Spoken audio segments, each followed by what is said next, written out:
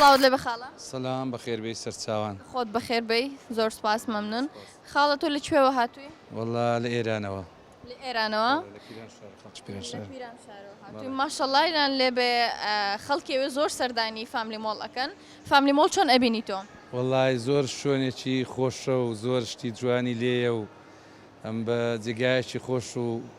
پیشڕەفتی دەزانم بەخێر بەیە خوا نای جەنابەت نام عەبدوڵڵا کاک عەبدوڵڵا تۆ ینی تەحەمولی خەڵکی ئێرە لەگەڵ ئێوە چۆنە ینی خەڵکی هەولێر چۆن ئەبینی وەڵی ئەمن ئەوەندەی هاتووم بۆ خۆم ساغ لۆریمە لێرانەوە تان کردین بێ ئەمن هیچ زوانێکێکم لێرن ئەوەندەی هاتوومە خەڵکی ئێرە زۆر ڕازیمە و زۆر بە خەڵکێکی محەبەت و میهرەبانە دەزانسن وا بەخێر بێ خاڵە شتێکم پێشکەش ناکەی پێشەوەی پرسیارت لێ بکەم پێشەوە یەکسەر بچمانەوە مۆزوعەوە شتێکی چی جاچ وەڵی تر بەدڵی خۆت بێ قسەیەکی خۆش بێ گۆرانی بێ نوکتە بێ بەسەراتێکی خۆت بێ شتێکم پێشکەشکە وەڵی زیاتە و زەنگەدا هیچم لەبیر نیە دەناخۆ وەڵا نوکتە و وانێکی خۆشمانێ ئەمە جاخە هیچم لەبیر نیە الان بیرکەرەوە بیرکەرەوە بشکم شتێکی خۆش بە فکرتدا بێ ئەخر وەکو چی بەدڵی خۆت من پێم وتی من خەڵاتت پێشکەش ئەەکەم تۆ شتێکش بۆ من پێشکەشکە هەرچی بێ مشکل نییە خۆ لە قەندیلی سەربارزەوە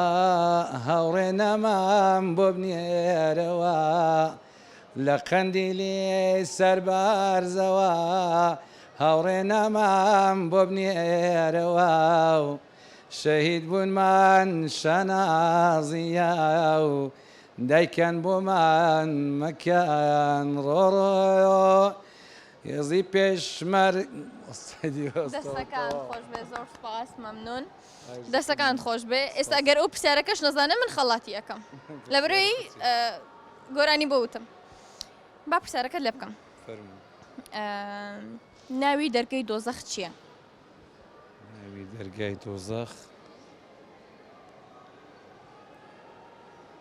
وەڵا نازانم پرسیارەکەت بۆ بگۆڕم بۆ بگۆڕم بیگۆڕە باشە پێغەمبەرمان صلی الله علیه وسلم لە ساڵی چەند کۆچی دوایی کردووە؟ ساڵەکەی نازانم بە نەزەرم یعنی چەند ساڵ بۆ کە کۆچی دوایی کردووە؟ ئەگە بە هەڵانەچم 63 ساڵ بوو بەڵێ زۆر ڕاستە دەستەکان خواهش دەکەم مەمنون بەخێر بێ ئەگەر هاوڕێکانم تۆ بوویت بە خاوەنی ئەو کارتە کە